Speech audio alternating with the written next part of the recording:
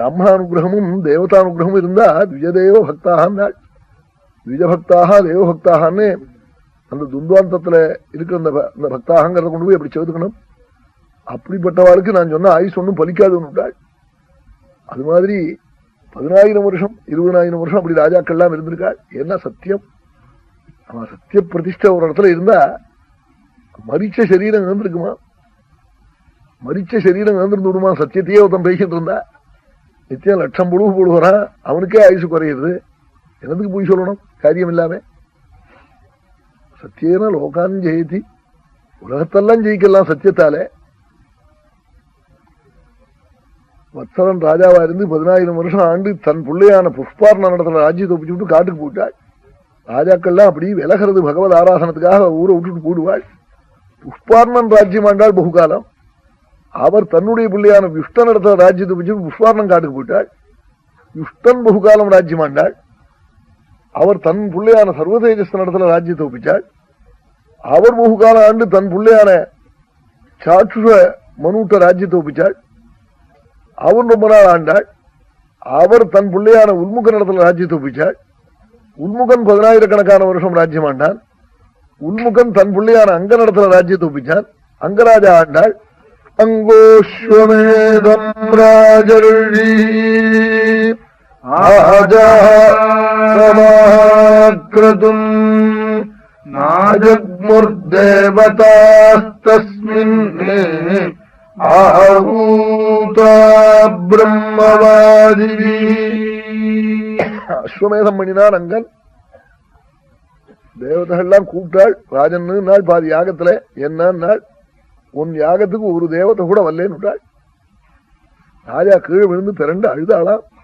ஆஹா, நான் ஒரு தப்பும் பண்ணலையே, தேவதை வரலேன்னு பெரியவா சொல்லிவிட்டே, நான் என்ன பண்ணுவேன் நாளா? அத்தனை நம்பிக்கை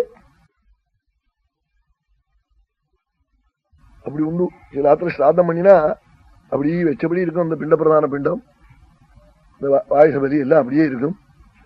அப்படியே இருந்தா கூட பாதகம் இல்லை. காக்காய்க்கு பதிலாக வேற ஏதாவது வந்து எடுத்துன்னு போடும், அது வேற.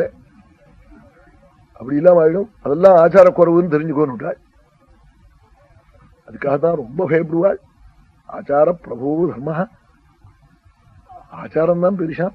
அகுலம் குலமித்யாகு ஆச்சார குலம் உச்சதேன்னு விட்டாள் பவிஷ்யத்திர புராணத்துல. கௌலினி குலயோகினி சாஸ்திராமத்துல போய் சொல்ற போது குலாங்கனாங்கிற இடத்துல சொல்றாள். அவன் குல குல குல சங்கேத பாலினிங்கிறதுக்கு அர்த்தம் பண்ற போது பாஸ்கராயர் சொல்றாள், அந்தந்த குலத்துல உள்ள அந்த ஆச்சார ரகசியத்தை பாதுகாக்கிறவள் அம்பாளா. அம்பாளுடைய அனுகிரகம் இருந்தா தான் அந்தந்த குலத்துல ஆச்சாரம் சரியா இருக்குமா, இல்லாமனா தாறுமாறா போயிடுமா. குருவிந்த மனுஷேனி கணக்கோட்டீர மண்டிதா, அம்பாளுக்கு அது ஒரு நாம. குருவிந்தம்னு பத்மராக கல் ஒண்ணும், அது எந்த ஆத்துல இருக்கோ அந்த ஆத்துல விஷ்ணு பக்தியும் அஷ்டைஸ்வரியமும் தர்மமும் நித்தியம் வளர்ந்துகிட்டே இருக்குமா.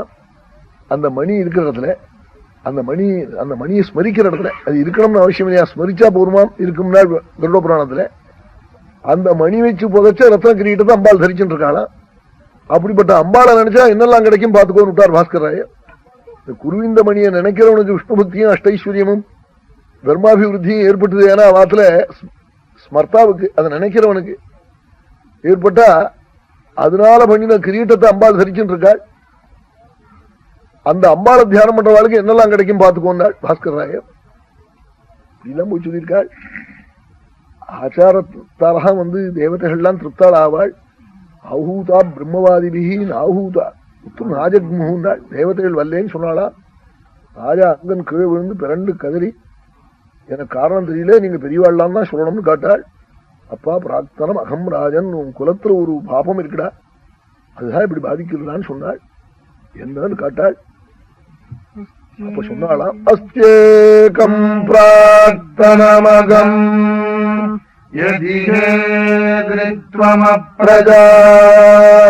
குழந்தை இல்லாம இருக்கியே, இது காரணம் என்ன? ஏதோ பாபம் தானே காரணம். அந்த சந்ததி பிரதிபந்தகமான பாபம் தான் தேவதைகளுடைய அநாகமனத்துக்கும் காரணம் விட்டாள், தேவதைகள் வராதத்துக்கும் காரணம் விட்டாள். உடனே ராஜா கதறினான், பயப்படாதே, நம்ம மதத்துல மார்க்கம் இருக்குன்னு சொல்லி ஒரு இஷ்டியை பண்ணி செருவை ஹோமம் பண்ணி அந்த சேஷத்தை பிராசனம் பண்ணி வச்சு குழந்தை பிறக்க முடியா பண்ணினாள். வேதத்துல எல்லாத்துக்கும் மார்க்கம் இருக்கு, மந்திரங்கள் இருக்கு. குழந்தை பிறந்தான். பிறந்த உடனே அவ தாத்தா வாத்துக்கு, இவ அம்மா அவனுடைய அப்பா வாத்துக்கும் குழந்தை கிடையாது. இந்த பையன் தான் 2 குடும்பத்துக்கும் குழந்தை. அவன் என்ன பண்ணிவிட்டான், மாதா மகன் அவன் அதர்மிஷ்டன். அவன் இந்த குழந்தை பிறந்த உடனே தம் பொண்ணுடைய குழந்தைய தங்காத்துக்கு எடுத்துன்னு போயிட்டான்.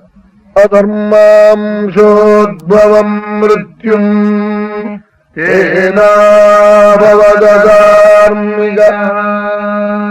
அவன் அங்க அழிச்சுன்னு போய் சின்ன பையனா இருக்கிற போதே நாஸ்திகத்தை உபதேசம் பண்ணிவிட்டான். உங்க அப்பா அங்கன் யாகம்ங்கிறான், ஹோம்ங்கிறான், ஜபம்ங்கிறான். இதெல்லாம் என்னத்துக்குடா, இதெல்லாம் தப்புடா. நெய் கிடைக்காத காலத்துல அக்னியில கொண்டு போய் கொட்டவாதுடா. இப்படி சொல்லிட்டு இருந்தான். 3 ஆபரேஷன் ஆயிடுத்துன்னு அவனுக்கு. மகாருத்ரம் பட்டத்தை இப்படி சொன்னான்.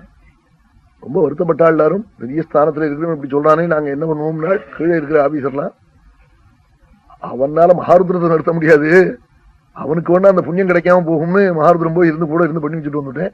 இப்போ 3 ஆபரேஷன் ஆயிடுத்து, 4வது பண்ணணுங்கிறான்.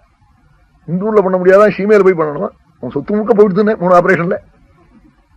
அக்னியில கொண்டு போய் நெய் கிடைக்கல, வேலைகள் கஷ்டப்படுறா. என்ன இவனா வேலைகளுக்கு நிச்சயம் தானமா பண்றான். இப்படி இல்ல, நான் சுவாமிக்கு ஜபஹோமம் பண்ண வேண்டியத இப்படி எல்லாம் நினைச்சுதான் வயத்துல கட்டி வருது.